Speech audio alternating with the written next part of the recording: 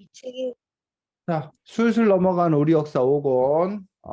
이 책은 대한제국부터 민주화 통일운동 시대까지 해서 아마 이 책에 노무현 대통령까지 나와 있는 걸로 알고 있습니다. 그래서 이 책 가지고 우리가 함께 이야기 나누도록 하겠습니다. 자, 본승이부터 시작하겠습니다. 너희들이 이 책에서 가장 인상 깊었던 전쟁이나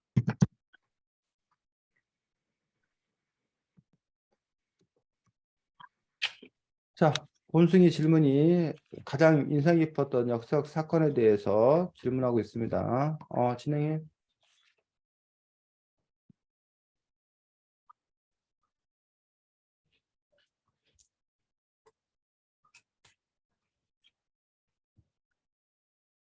대화부터 저요?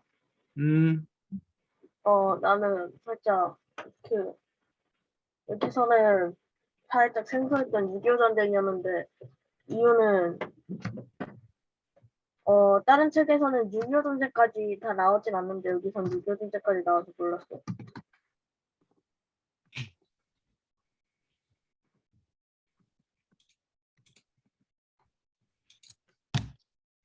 본승아. 준호는 나 질문을 잘 못 들었는데 다시 한번 말해줄 수 있어? 이 책에서 가장 인상 깊었던 역사적 사건이나 이유를 음, 난 딱히 없는 것 같아.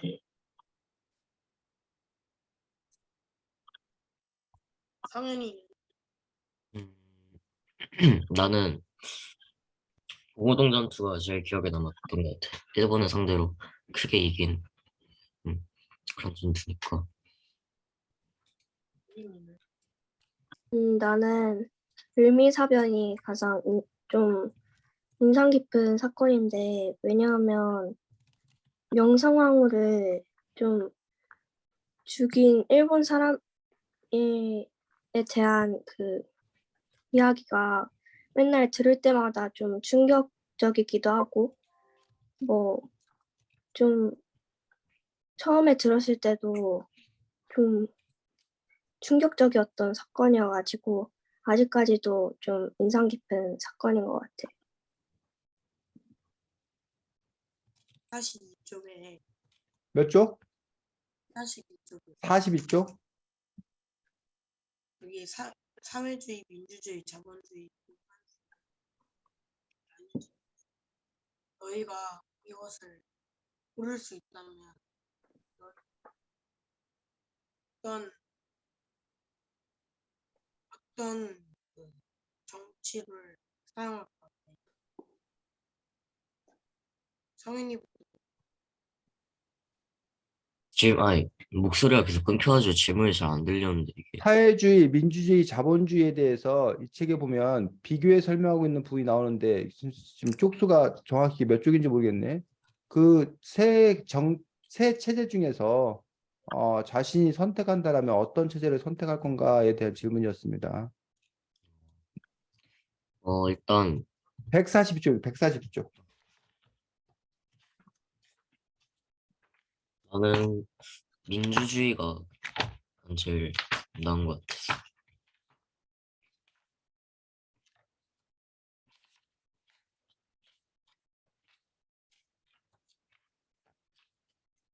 제안은 나도 민주주의인데 우리나라의 현재 체제가 민주주의기도 하고 약간 뭔가 예전부터 살짝 민주주의 하면은 우리나라가 하는 거고 공산주의나 다른 체제들은 약간 그 자본주의는 일본 군국주의구나. 약간 그렇다고 보는 시선도 있기 때문에 준호는 나도 민주주의.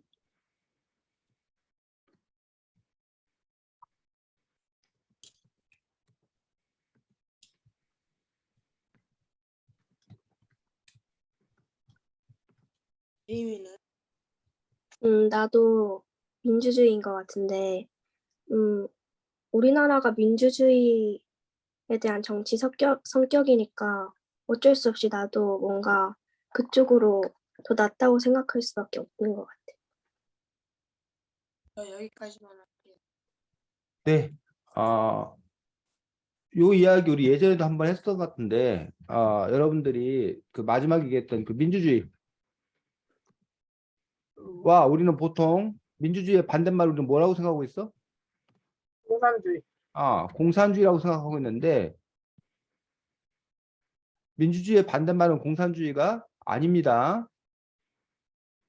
민주주의의 반대말은 전제주의가 민주주의의 반대말이야. 그래서 민주주의의 뜻이 뭐야? 민주주의의 뜻, 민주주의가 뭘 보고 민주주의라고 그래? 응? 너네들 지금 민주주의 체제를 정치를 택했는데 뭘 보고 민주주의라고 그러냐고. 나라의 권력을 나라의 권력이. 나라의 권력을 모든 국민이 똑같이 나눠 가지고 있는 거. 그래. 그 국민이 뭐야? 주인인 나라. 이걸 보고 우리가 뭐라 그런다? 민주주의라고 그러는 거야.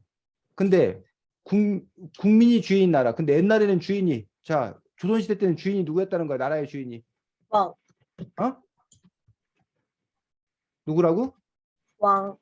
나라의 주인이 왕인 나라. 이게 이제 전제주의라는 거야. 즉, 국가 권력을 누가 소유하고 있냐라는 부분에서 국가 권력이 국민의 것이다 라고 생각하는 것들이 민주주의야, 민주주의. 근데 그에 비해서 전제주의는 국가 권력이 왕 또는 뭐 귀족, 이런 소수의 어떤 그런 부분들이 가지고 있던 것들이 생각하는 것들이 전제주의였다는 거예요. 그래서 근데 이제 오늘날 우리가 민주주의는 단지 국민들이 국가의 주인이라는 걸 넘어서서 이른바 뭐 삼권 분립이 뭐야?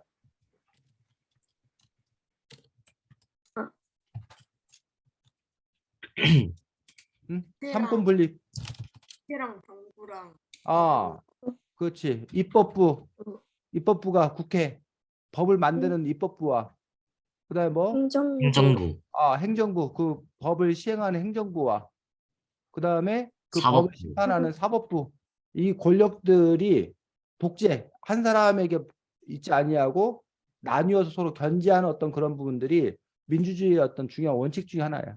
그다음에 이른바 언론의 자유, 언론과 뭐 출판, 양심의 자유, 이런 자유가 보장되는 어떤 그런 국가, 이런 체제를 보고 우리가 뭐라고 한다는 거야? 민주주의라고 얘기한다는 거야. 그래서 뭐 여러 번 얘기했지만 북한, 그러니까 우리가 남한 북한 할 때 이 남한 북한의 이름이 무슨 뜻이야? 남쪽이랑 북쪽. 남쪽 대한민국이야. 대한민국 남쪽이 남한이야. 북한은 대한민국이 어디? 북쪽이 북한이야. 근데 그래서 우리 입장에서는 이 한반도에 뭐밖에 없는 거야? 대한민국밖에 없는 거야. 근데 우리는 남쪽의 대한민국이고 저 북한은 북쪽의 대한민국인 거야. 근데 이거는 우리가 실질적으로 지배하고 있지를 못하는 거지. 실질적인 지배는 어디만, 여기 실질 지배는 여기만 일어나고 있고, 여기는 지금 현재 반란이 일어나갖고 우리가 실질 지배를 못하는 상태라고 우리는 생각하는 거야. 그런데 북한은 어떻게 생각해? 이 한반도에 나라가 대한민국이 있는 게 아니라 북한은 어떤 나라가 있다고 생각해? 조선민주주의. 조선민주주의 인민공화국이 있다고 생각해. 그래서 자기들은 북조선이야. 그리고 우리 보고 뭐라고 그래? 남조선. 거기 북한은 우리 보고 남조선이라고 그래. 그래서 대한민국이라는 나라는 없어. 북한이 생각하기에는 조선민주인민공화국만 있는 거야. 근데 여기서 나라 이름이 뭐라고 돼 있어? 민주주의. 민주주의인민공화국이잖아. 근데 우리는 북한을 뭐라고 생각해? 공산주의. 공산주의, 공산국가라고 생각해. 그래서 북한도 스스로 자기들이 민주주의 국가, 즉 국민들이 뭐인 주인인 나라라고 자기들도 생각해. 그래서 선거도 하고 뭐 입법행정사업부도 있고 뭐 이렇다고 자기도 생각해. 근데 우리는 다만 그것들이 실질적인 민주주의가 아니라 그냥 형식적인 민주주의에 불과한 거 아니냐라고 우리는 생각을 하는 거지. 그러면 이런 민주주의나 전제주의, 민주주의 이거는 그 권력을 누가 갖고 있느냐, 그 권력을 어떻게 행사할 것이냐, 이런 거에 관한 문제, 이런 정치제에 관한 문제라는 거야, 민주주의는. 자, 반면 우리가 말하는 공산주의라는 거의 개념은, 공산주의를 기준으로 따지면 우리나라는 자본주의야. 공산주의의 반대말은 뭐라고? 자본주의 또는 자유시장주의. 우리나라는 자본주의 경제체를 택하고 있어. 또는 자유시장주의 경제체를 택하고 있어. 반면에 북한은 뭘 택하고 있다고? 공산주의 또는 공산주의라고 안 하고 사회주의를 택하고 있다고 얘기를 해. 그러면 자본주의는 뭘 보고 자본주의라고 그럴까?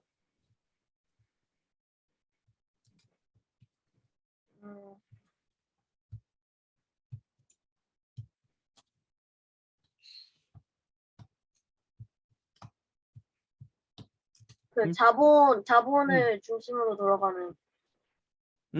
자본을 주죠. 어려운 말, 자본의 사적 소유를 인정해.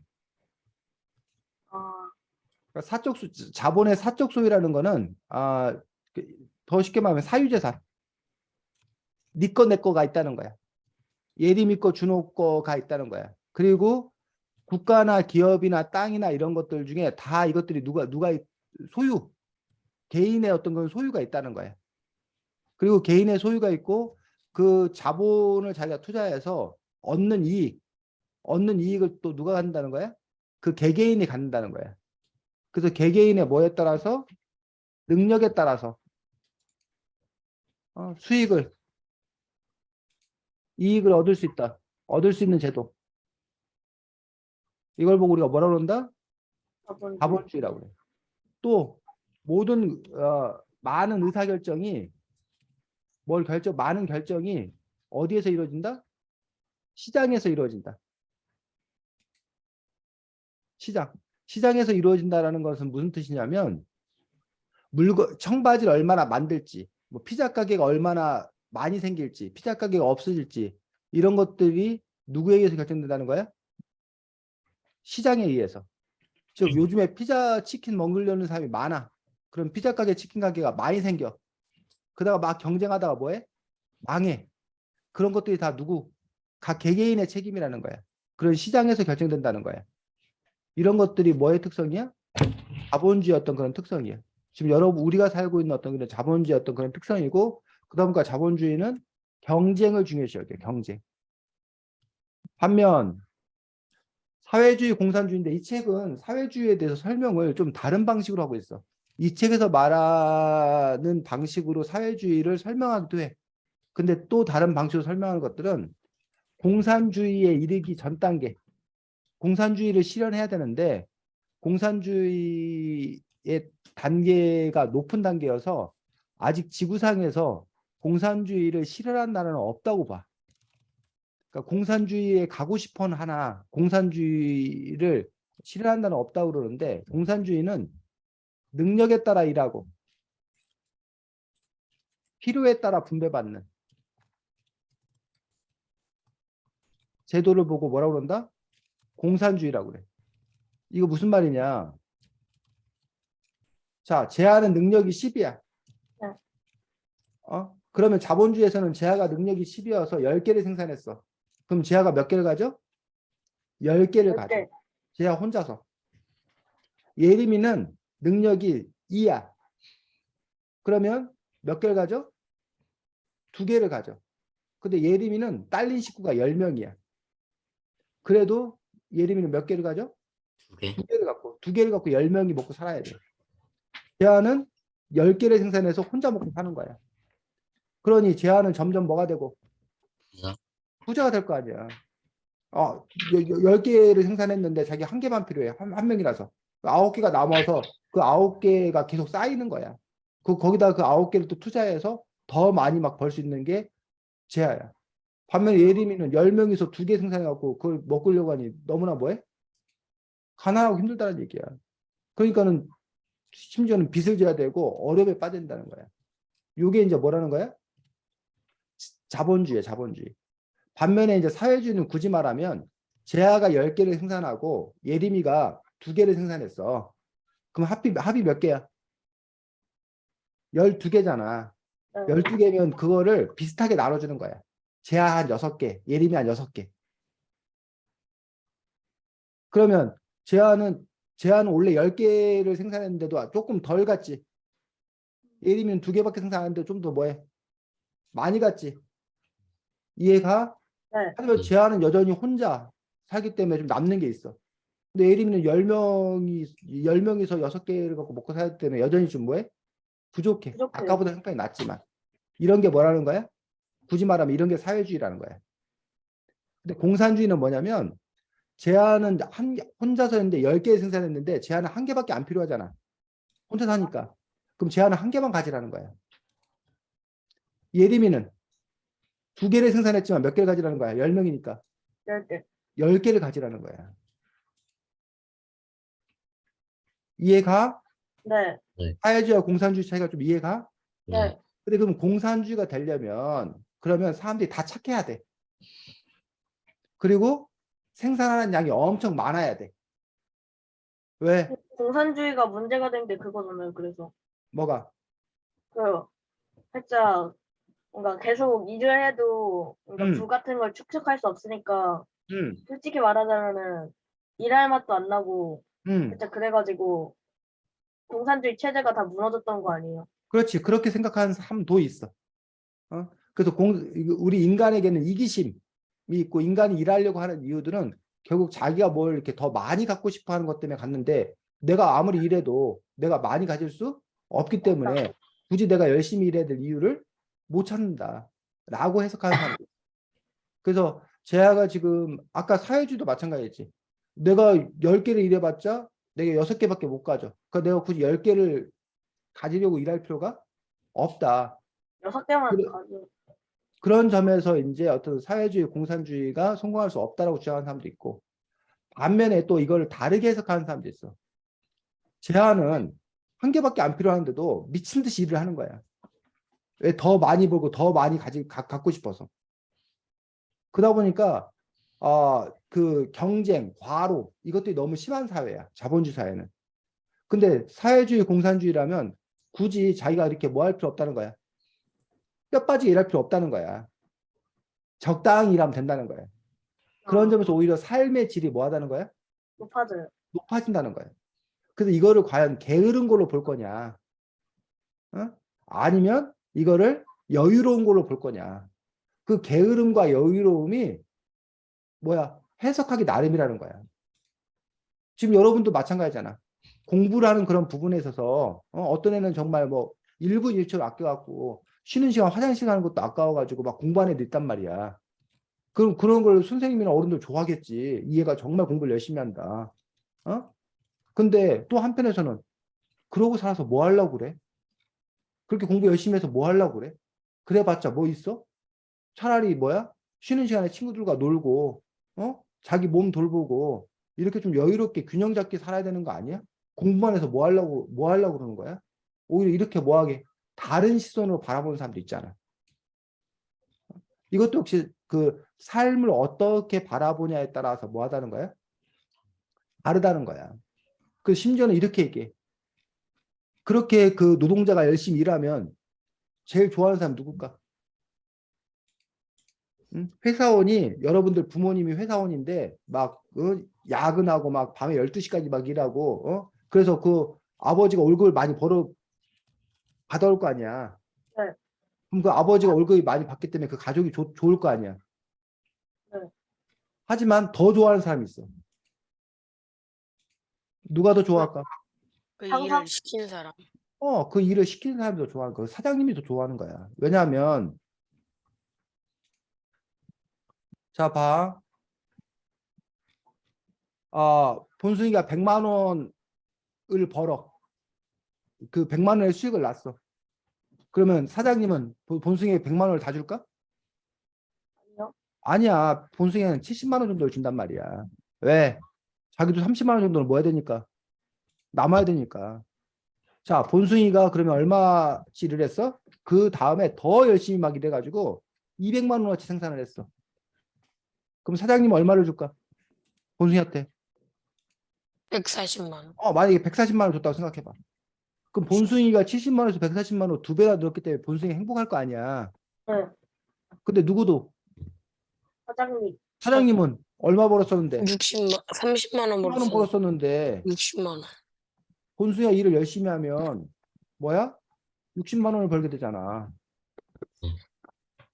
그러니까 사장님 입장에서는 본승이가 일을 열심히 하는 게 좋아? 열심히 안 하는 게 좋아? 열심히 하는 게 좋아요. 열심히 하는 게 좋지.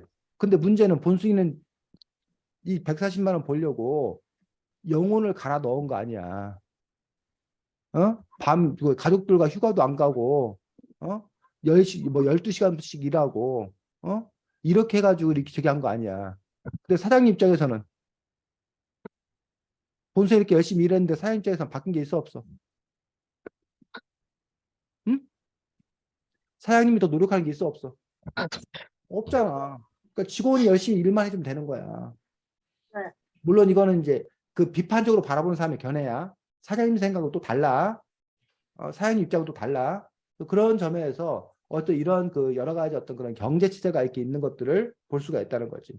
그래서 우리 대한민국 같은 경우, 그래서 아까 사실 질문 자체가 이 중에서 하나를 고른다는 건 말이 안 되는 거야.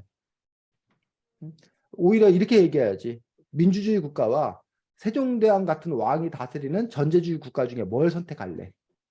뭐 이런 식의 그 부분들이 있어야 되지. 민주주의도 장점, 단점이 있는 거야.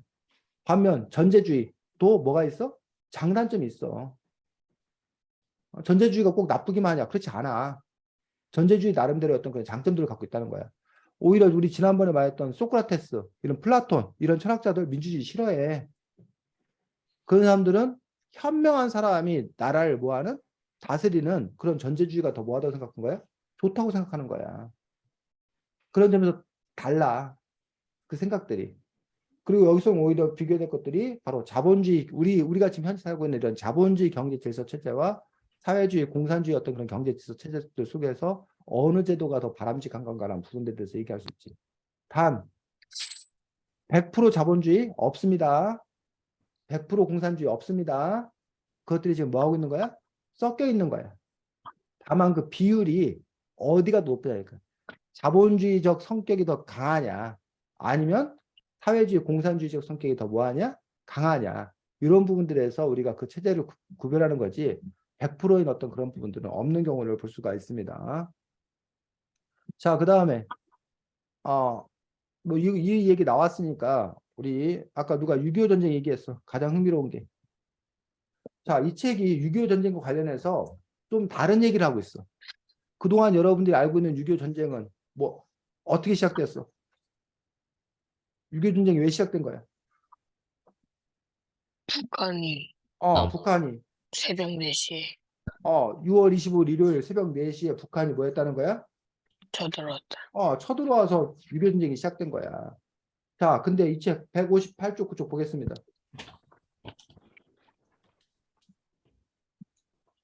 158쪽이요. 159쪽 보겠습니다.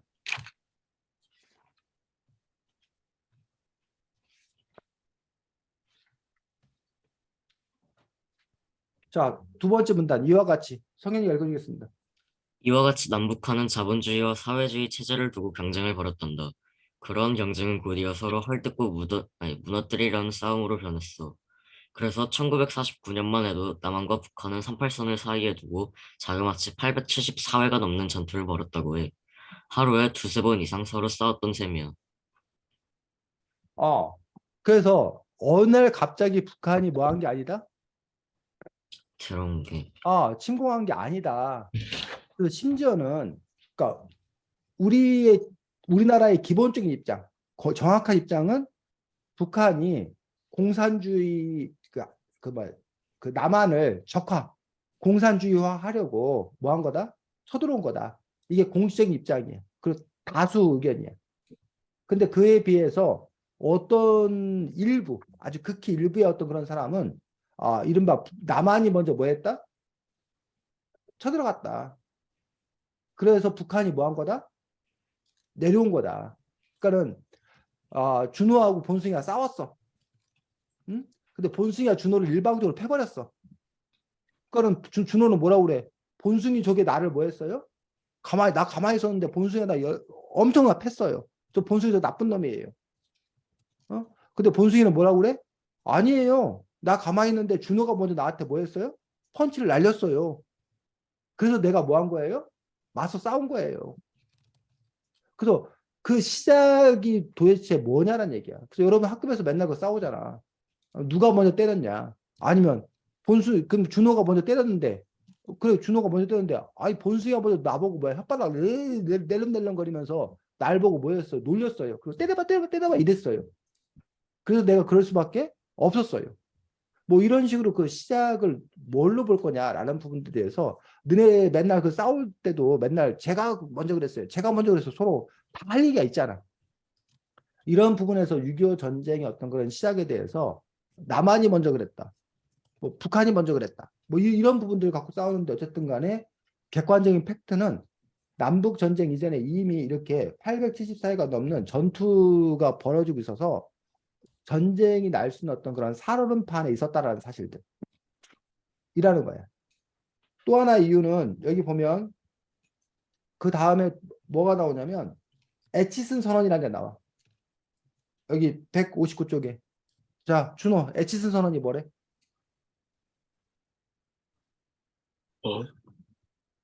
에치슨 선언이라는 게 뭐래? 159쪽.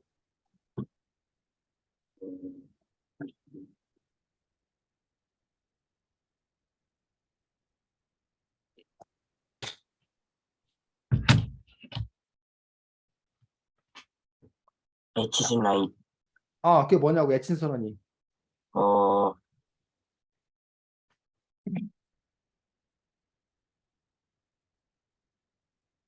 태평양 지역에서 미국이 방어선으로 삼았던 곳들을 H 라인으로. 자, 이 부분이 왜 중요하냐면 이게 뭐야? 우리나라 우리나라 지도잖아.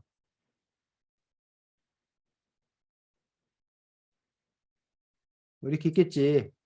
여기는 어디야? 일본. 일본이지. 그리고 이렇게 있는 거 아니야. 여기는 이건 뭐야? 이거 뭔지 모르겠어? 미국. 아메리카. 아메리카, 미국. 자, 여기가 중국이겠지. 네. 여기가 러시아겠지. 네. 이 부분이 여기가 북한이야. 38선. 근데 이 미국 입장에서 여기는 공산주의권이야. 공산주의. 그리고 여기 일본 거 이쪽 호주. 이쪽은 자본주의. 미국은 자본주의, 자유시장주의 경제를 택하고 있는 거야. 근데 미국이 러시아가 그 당시엔 소련이었지. 소련이 공산주의의 대빵이었어. 당시에. 미국이 자본주의, 자유시장주의의 대빵이었어. 그러면서 밑에 이제 이런 부하들, 뭐 똘마니들, 뭐 이런 부분들인데 협력 국가들이 있는데 미국이 처음에는 여기까지를 우리가 뭐 하겠다? 지키겠다. 이거였어. 여기 선 넘으면 안 된다. 근데 미국의 그 국무장관, 우리나라로 치면은 그 외교부, 외교를 담당하는 그 국무장관인 에치슨이 여기 밑으로 여기는 우리가 절대적으로 뭐 하겠다? 지키겠다. 라고 선언을 한 거야. 즉 일본, 호주는 뭐 하겠다? 무슨 일이 있어도 지키겠다고 얘기를 한 거야. 자, 그러면 이 얘기는 여기는 무슨 일이 지키겠다 얘기하는 거는 그럼 여기는 뭐 할 수 있다는 거야? 지킬 수도 있고 안 지킬 수도 지킬 수도 있고 안 지킬 수도 있다는 뜻으로 해석되는 거잖아. 그러니까는 북한이 이 미국의 에치슨 선언을 듣고 막 오판을 한 거야. 오판. 그래? 그럼 이거 우리가 먹어도 되는 거야? 미국이 개입 안 한다는 거야? 라고 했다는 거예요. 그런 점에서 미국이 뭘 줬다는 거야? 빌미를 줬다는 거 어떻게 보면은. 미국이 어떤 그런 이 에치슨 선언이었대. 미국은 그래서 미국 나름대로 뭘 한 거야? 판단을 한 거야. 그 한반도의 가치, 전략적 가치가 있냐 없냐에 따라서 미국이 보호의 대상이 되기도 하고 보호하지 뭐 할 수도 있고 않을 수도 있고. 예를 들면 미국이 얼마 전에 어디서 철수했냐면 아프가니스탄에서 철군했단 말이야. 그러니까 아프가니스탄을 침공할 때는 언제고 아프가니스탄을 철수할 때는 언제고 그 판단을 결국은 뭘 기준으로 판단한다는 거야.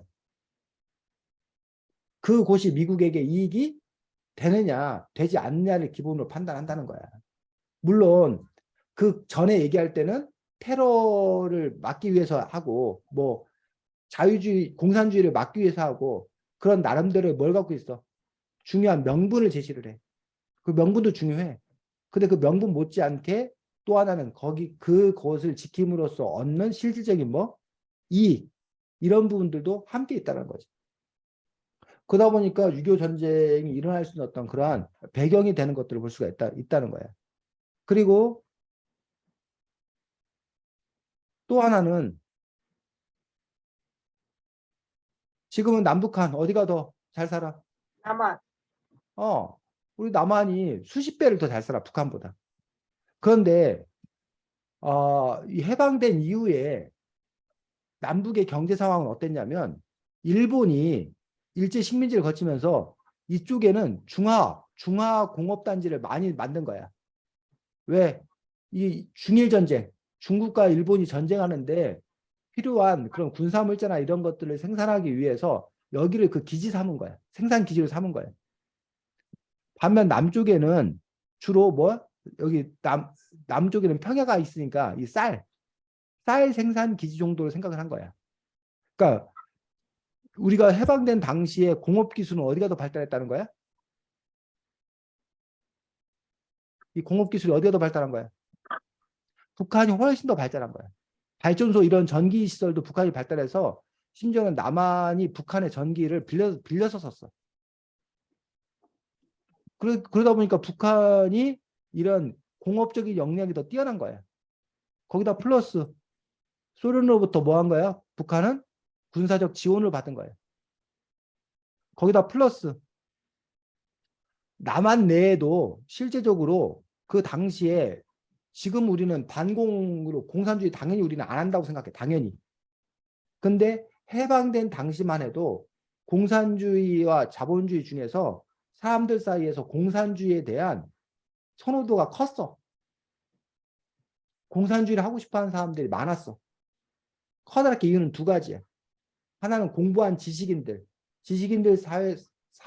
사이에서 공산주의에 대한 어떤 그러한 그 선호도가 높았고, 첫 번째는. 두 번째는 북한은 뭘 했냐면 토지개혁이라는 걸 했어. 즉 토지를 다 국가가 뭐 해서 몰수 뺏은 다음에 가난한 사람들 다 뭐 해준 거야? 나눠준 거야. 그러니까 가난한 사람들 입장에서는 북한처럼 공산주의가 되면 자기 땅이 생기는 거야. 그러니까 당연히 뭐해? 가난한 사람들 입장에서 공산주의를 선호하는 어떤 그런 마음이 생긴단 말이에요. 반면에 남한 같은 경우는 그러한 마음들이 별로 뭐였다는 거야? 없었다는 거야. 이러한 차이가 이렇게 있다 보니까 북한 공산당 입장에서는, 김일성 입장에서는 자기들이 남한에 뭐 하기만 하면, 쳐들어오기만 하면 남한의 인민들, 가난한 사람들이 북한 공산당을 뭐 할 거라고 생각했어? 환영할 거라고 생각했어. 그리고 남한의 이 사람들이 자기들 스스로 봉기해가지고 공산당을 맞이할 거라고 생각했어. 그래서 아주 쉽게 공산화시킬 거라고 판단을 한 거야. 이런 여러 가지 이유들이 뭐해서 결합해서 6.25 전쟁이 발생했던 그런 부분들을 볼 수가 있다는 거지. 자, 그 다음에 봉오동 전투. 봉오동 전투는 주역이 누구야? 홍범도. 홍범도 장군이고, 이 홍범도 장군의 묘가 혹시 어딘지 알아?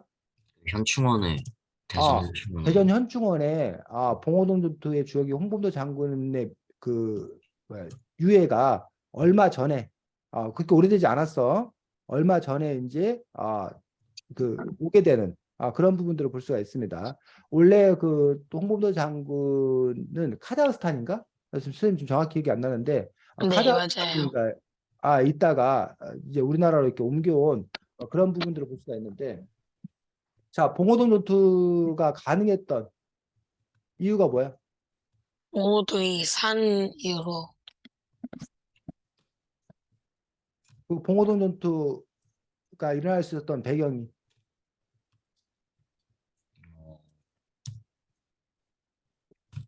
자, 요거 하나 잠깐 보겠습니다.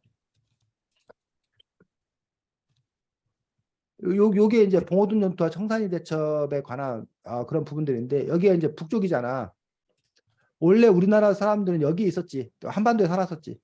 그런데 문제가 뭐가 되냐면 그 일제 침략이 가속화되면서 여기서 더 이상 살기가 힘든 거야. 일본에게 뭐 자꾸 뺏기고 뭐 이러면서 먹고 살기 힘든 사람들이 이쪽에 간도, 뭐 서간도, 북간도 이쪽 사람들이 많이 건너간 거야. 이쪽 연해주. 그리고 독립운동을 하는 사람들도 이쪽에서 더 이상 의병 활동이나 이런 거가 일본의 탄압이 심해지면서 너무 그것들이 힘들어진 거야. 그래서 그 사람들이 어디로 올라간 거야? 이쪽으로 올라가게 된 거야. 그래서 이 봉오동 전투, 청산리 대첩인 그런 부분들이고 그러다 보니까 이제 일본이 여기를 이제 뭐 하기 위해서 탄압하기 위해서 그리고 일본 역시 이쪽 중국을 이렇게 먹으려고 이쪽 만주 이쪽을 차지할 어떤 그런 욕심을 갖고 있었어. 그러면서 여기를 둘러싸 이제 뭐야? 대결이 펼쳐진 거야. 근데 봉오동 전투, 청산리 대첩이 중요한 이유가 뭐야? 우리들 입장에서.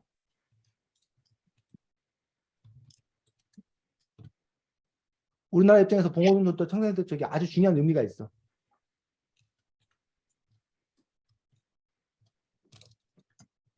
이유가 뭐야? 너무 쉬운 이유인데.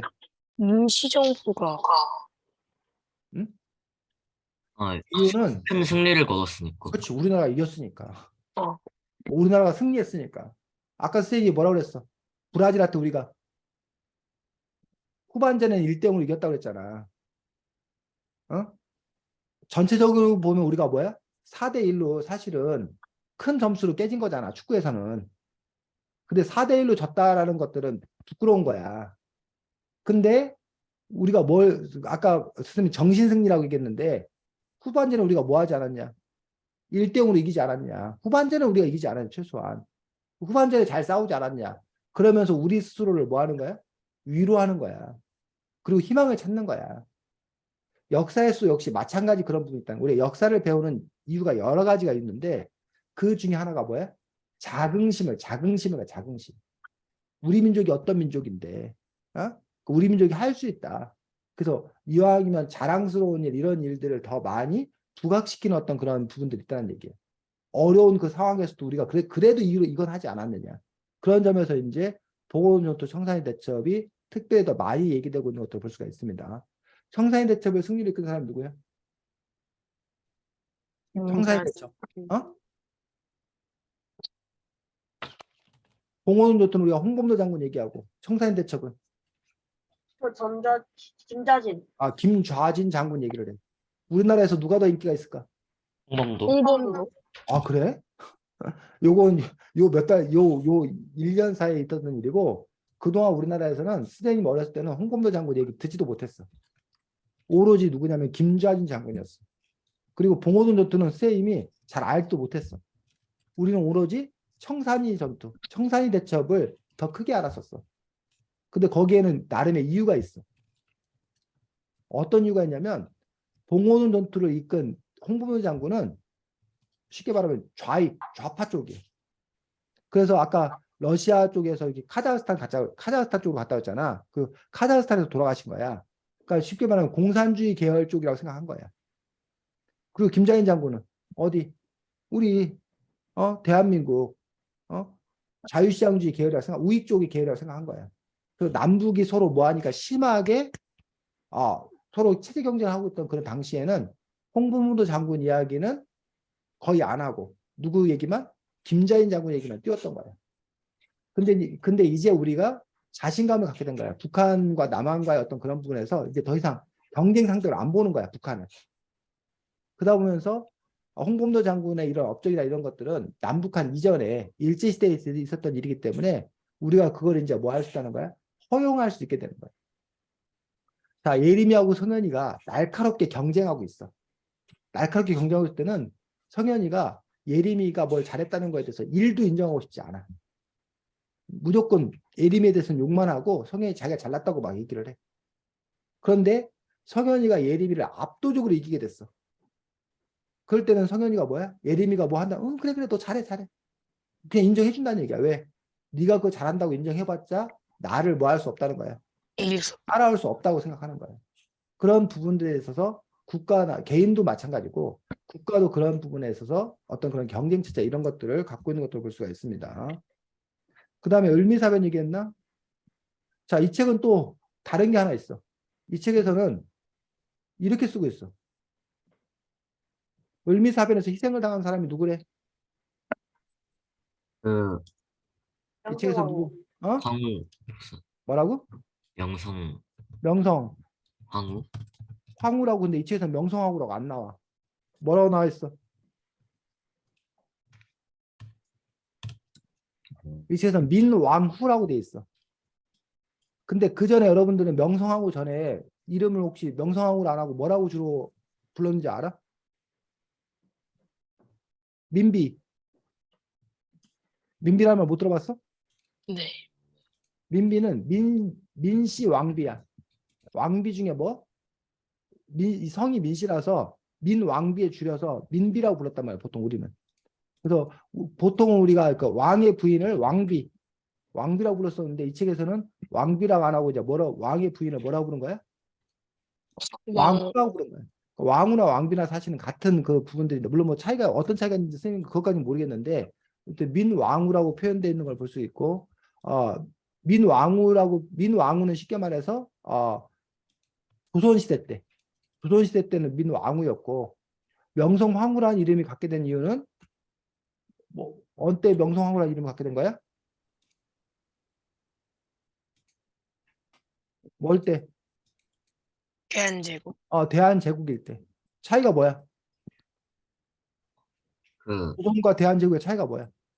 고종이 음, 왕이었다가 대한제국이 되면서 황제로. 그렇지.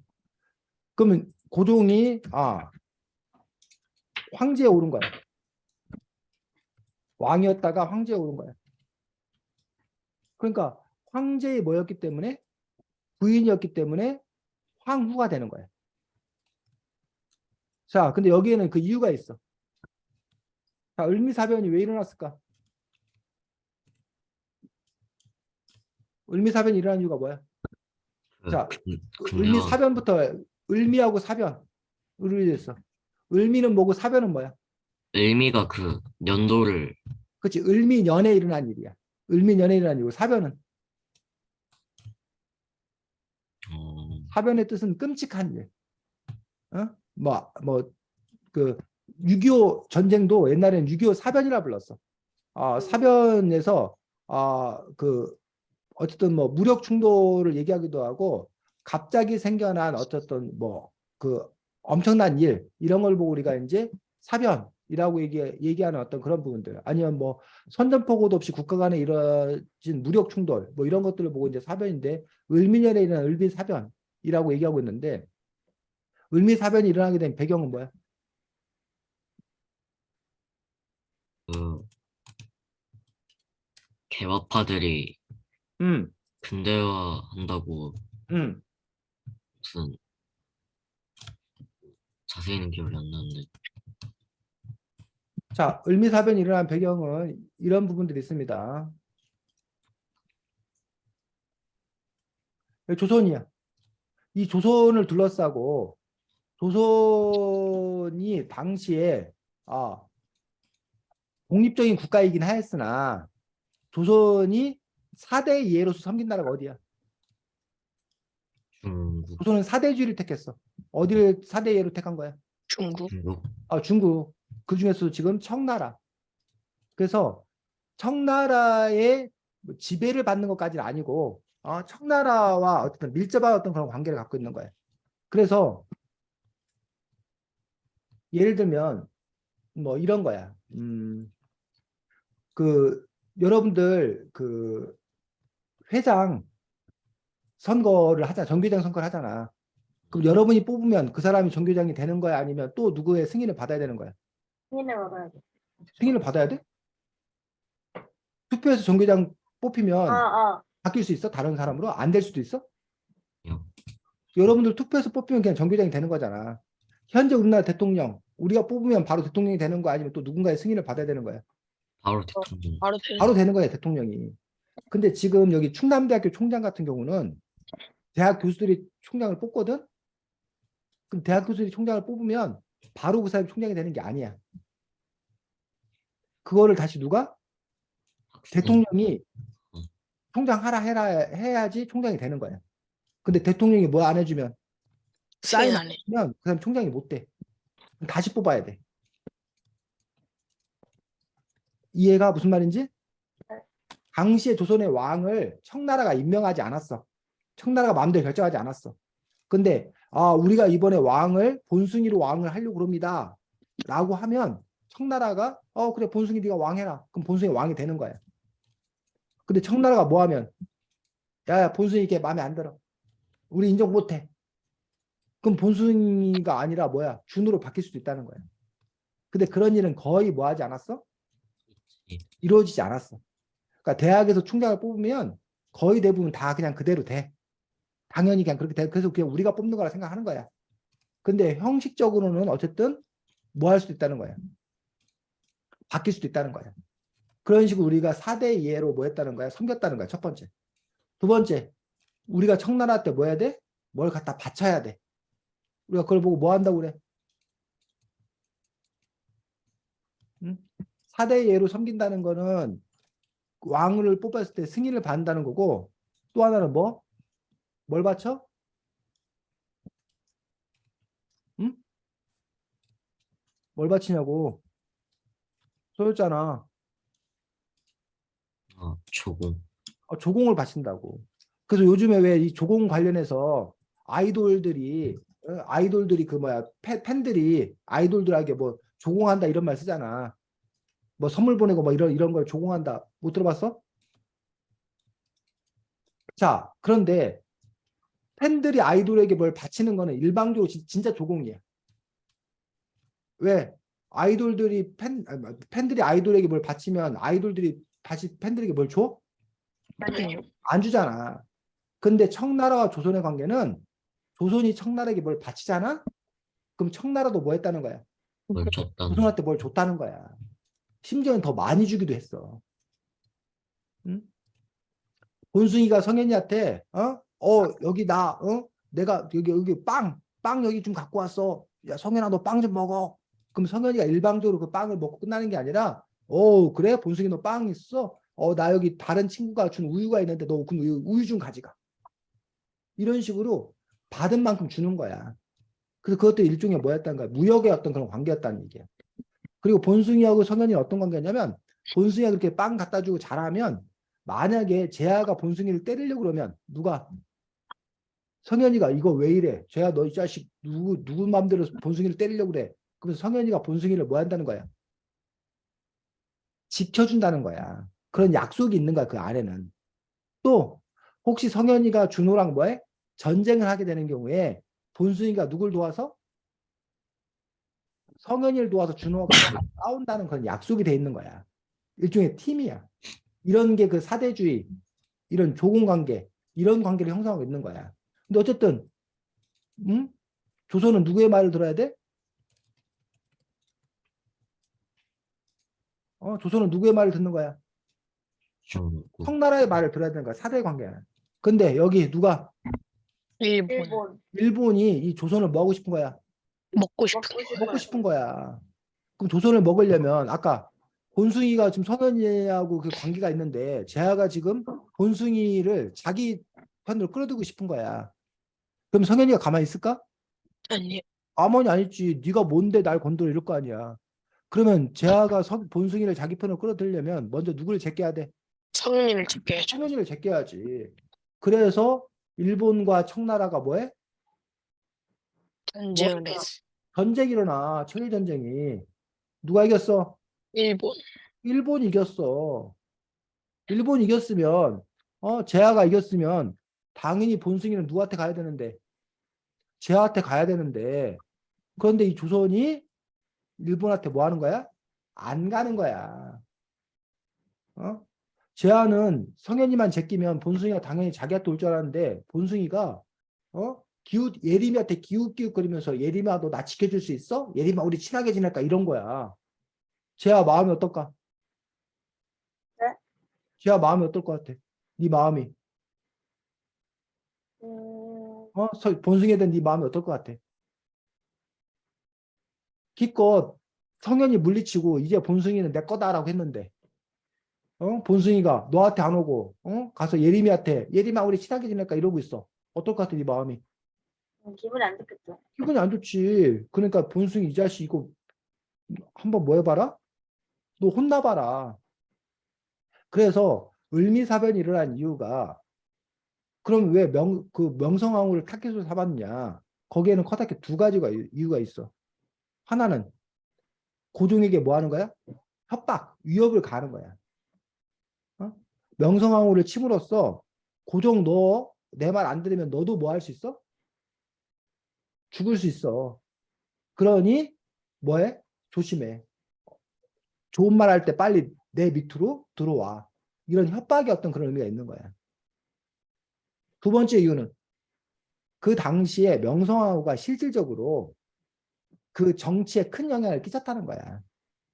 민비 세력, 명성황후 세력들이 명성황후 친인척 세력들이 실질적으로 정권을 좌지우지하면서 정책에 영향을 끼쳤기 때문에 명성황후를 뭐함으로써 제거함으로써 친일파들의 세력을 높여주고 싶었다는 거야. 그런 목적으로 일본이 뭐 한 거야? 명성황후를 제거하려고 했던 그런 부분들을 볼 수가 있다는 거지. 자, 그래서 일본의 목적이 성공했어, 실패했어? 성공했어. 응? 을미사변을 일으켜서 일본의 뜻대로 됐어? 아니요. 그 다음에 어떤 일이 벌어져? 을미사변이 벌어지니까.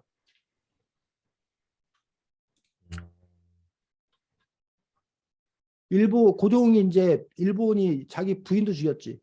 야, 고종이 그러면 일본이 자기도 언제 죽일지 모르지. 그럼 고종의 선택은 두 가지야. 하나는 어떻게 하는 방법? 러시아로 튀는. 일본에 무릎 꿇는 방법이 있지. 또 하나는 그 일본보다 더 뭐야? 더 힘센 자기를 지켜줄 세력을 찾는 방법이 있다는 거야. 고종의 선택은 뭐였다는 거야? 두 번째 거요. 두 번째 자기 그 선택을 한 거지. 근데 그 선택으로서 누구를 찜한 거야? 러시아를 찜하지. 그래서 러시아의 영사관은 지금은 대사관인데 대사관보다 한 단계 수준이 낮은 걸 영사관이라고 하는데 러시아의 영사관으로 뭐 한 거야? 간 거잖아. 네. 이 사자가 아니구나. 그래서 그 사건을 우리가 뭐라 불러? 응? 러시아 영사관으로 고종이 들어간 사건을 뭐라 불러? 아관 아관파천.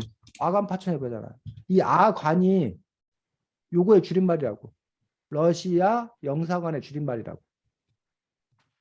됐니? 네. 자, 그러면 이제 우리나라에게 큰 영향을 끼친 나라는 어디야? 고종이 러시아 영사관에 도망쳐 갔어. 그럼 우리나라에 큰 영향을 끼친 나라는 어딜까? 러시아. 러시아가 큰 영향을 끼치지, 러시아. 그래서 일본이 우리나라를 먹기 위해서는 또 이제 누구랑 싸워야 돼? 러시아랑 싸워야 되지. 그래서 러일 전쟁이 일어난 거고, 러일 전쟁에 또 누가 이겨? 일본이 또 이겨요. 일본이 또 이기지. 그래서 결국은 우리나라는 결국 일본에게 나라를 빼앗기게 된 어떤 그런 부분들이 이런 일들이 연쇄적으로 일어난다는 거야. 따로따로 여러분 이거 역사를 따로따로 볼 것이 아니라 이 일들이 왜 이런 일이 일어날 수밖에 없는 건가에 대한 순차적인 이해가 필요하다는 거지. 됐니? 근데 러시아 대사가 들어갔는데 한 나라의 왕이 남의 나라 영사관에 가서 숨어 있으니 그게 나라꼴이 말이 아니라는 거야. 그래서 다시 이제 뭐야? 돌아와라. 그러면서 이제 새롭게 한번 다시 한번 시작해보자 하면서 우리가 조선 왕의 나라가 아니라 뭐야? 대한제국. 황제의 나라로 선포한 거야. 일본도 천황, 황제의 나라라고 그러고, 중국도 원래 천황이었고, 근데 우리나라만 왕이었단 말이야. 우리나라 등급이 낮았단 얘기야. 근데 우리도 대등하게, 우리도 다시 한번 시작했다고 대한제국인데 이 을미사변 때 돌아가셨던 이때는 민왕후였지. 네. 민왕후였단 말이야. 근데 나라가 어수선하니까 장례식을 못 지낸 거야. 네, 그래서 장례식을 언제 그때 지내냐면 2년 2개월 대한제국이 된 후에 다음에 그렇지. 이때 장례식을 지낸 거야. 그 장례식을 지낸 다음에 시호 돌아가신 다음에 그 이름을 불러주는데 그러면서 민비를 뭐라고 이름을 붙인 거야? 명성황후. 황후라는 시호를 내려준 거야. 우리가 지금 고종이다, 세종이다 뭐 이렇게 얘기하고 있는 것들은 살아생전에 불렀던 이름이 아니야. 그분들이 뭐 한 다음에 돌아가신 돌아가십니다. 다음에 그분들의 업적이나 삶을 바탕으로 그분들의 이름을 정해주는 걸 우리가 시호라고 그래. 그래서 이제 돌아가신 이후에 황제의 아내 나라에서 명성황후라는 것들 그런 이름들이 갖게 되는 부분들을 볼 수가 있습니다. 그래서 이러한 맥락들 여러분들이 이해하면 될 거라고 생각합니다. 다음 2등 누구야? 재하? 네. 해?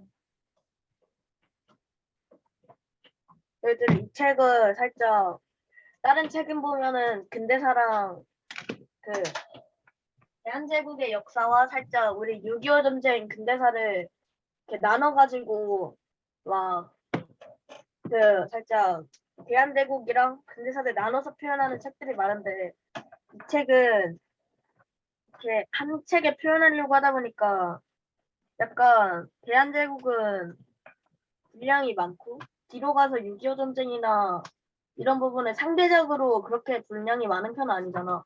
그럼 너희들은 이렇게 한 책으로 해서 한 번에 지식을 받아들이는 게 좋다고 생각해? 아니면은 다른 책들처럼 두 권으로 나눠서 오히려 살짝 가시성 있고 살짝 쉽게 받아들이는 게 좋다고 생각해? 준호가 먼저 말해줘. 나 질문을 잘 못 들었어요.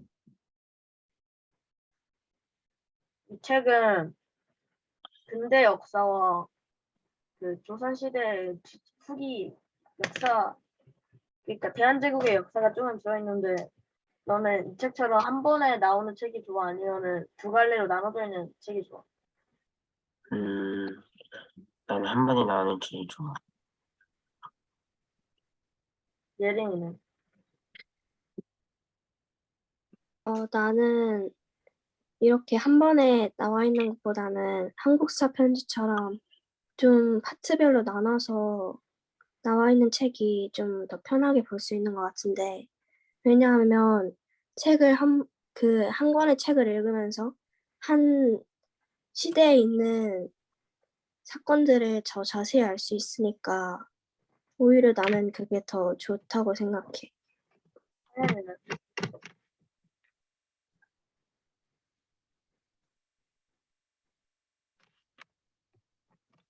성현이? 하나?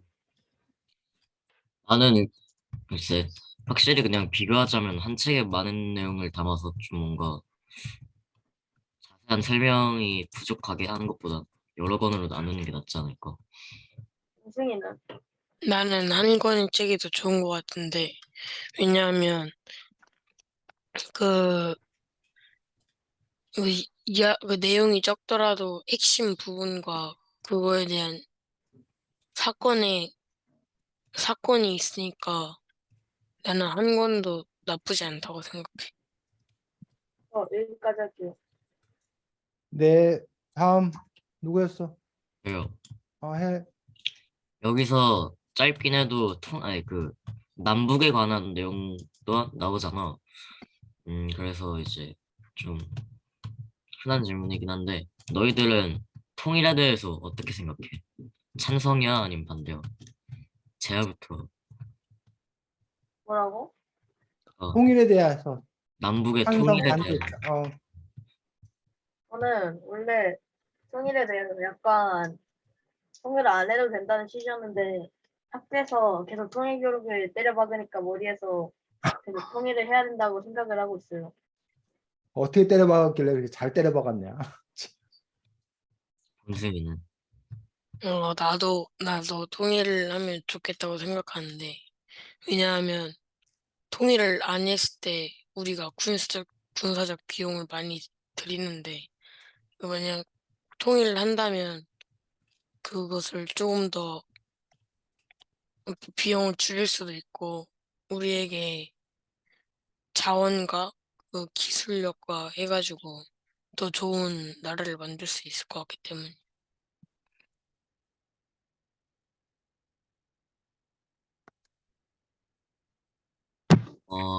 준호는 음,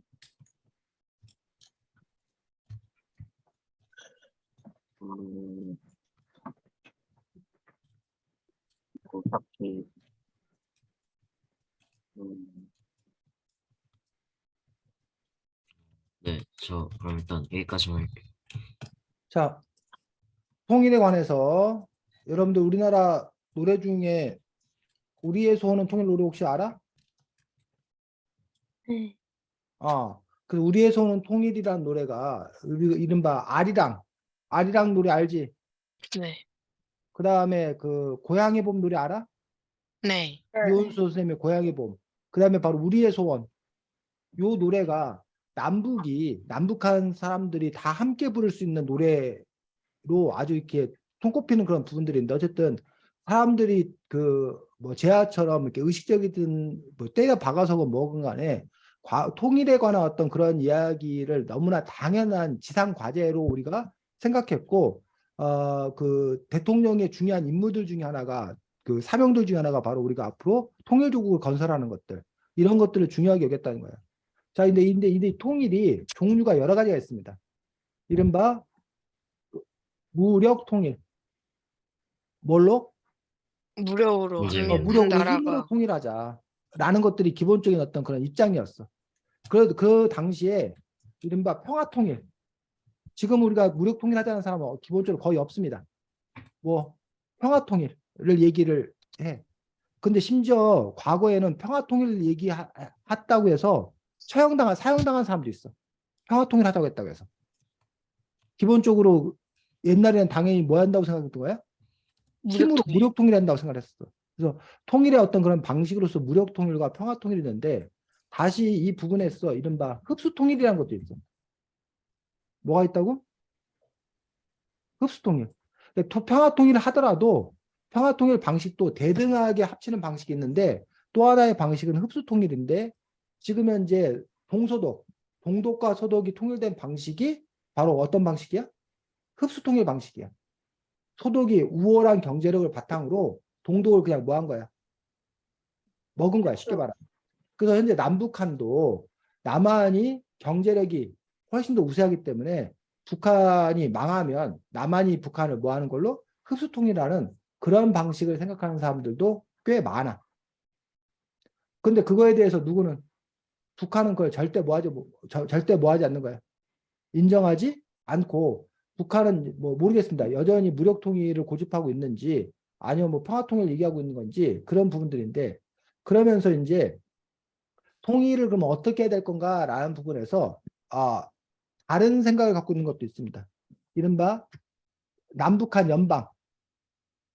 연방제 통일을 주장하는 북한의 어떤 입장이야. 연방제 통일이라는 건 뭐냐면 연방이란 말 우리 여러분들 어디서 들어봤어? 연방제 국가가 어느 나라가 연방제 국가야? 미국 같은 나라가 연방제 국가야. 주들이 모여서 있는 거야. 그래서 구체제 한 국가를 만들자.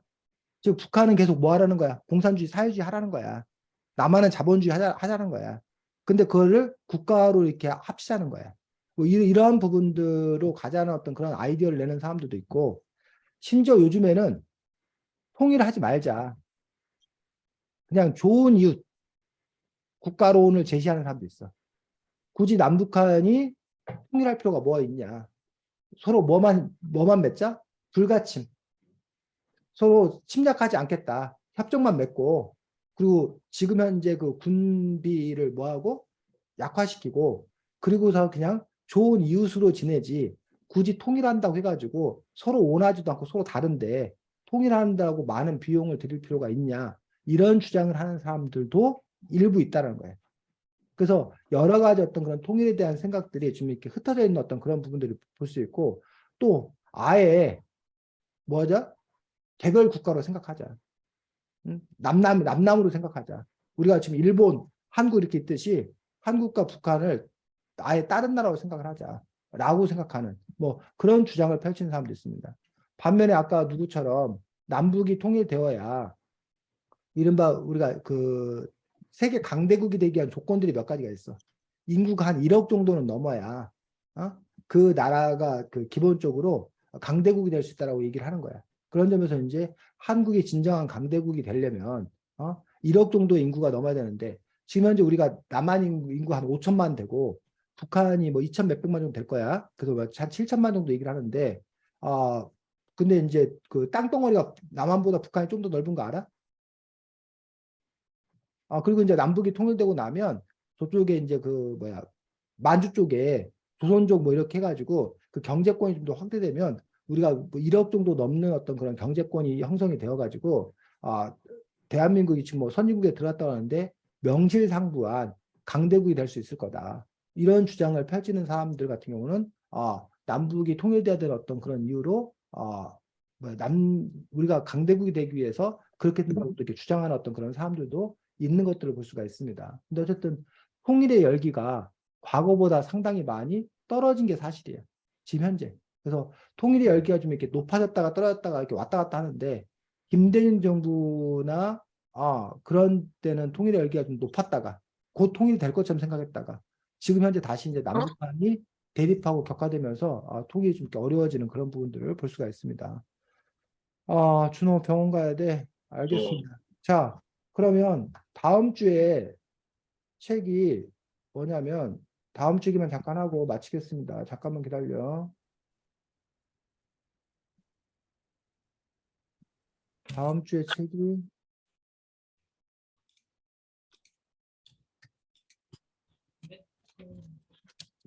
아, 13살에 마음 부자가 된 키라 책을 다음 주에 하도록 하겠습니다.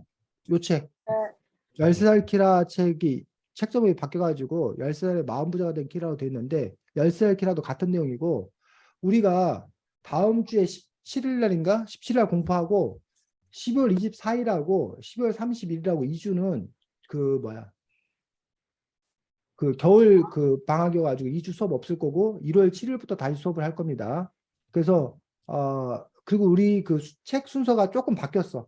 그래서 그 선생님이 다시 한번 그 그 겨울방학 안내문하고 책 순서 그 안내문 보내드리긴 할 텐데 어쨌든 12월 달까지는 갔고 그 1일 2월 이 순서가 좀 바뀌었기 때문에 그거 참고하면 되고 다음 주에 어쨌든 요 10살 마음 부자가 된 키라 책 가지고서 다음 주에 얘기하도록 하겠습니다. 자, 수고 많았습니다. 안녕. 안녕히 계세요. 안녕히 계세요.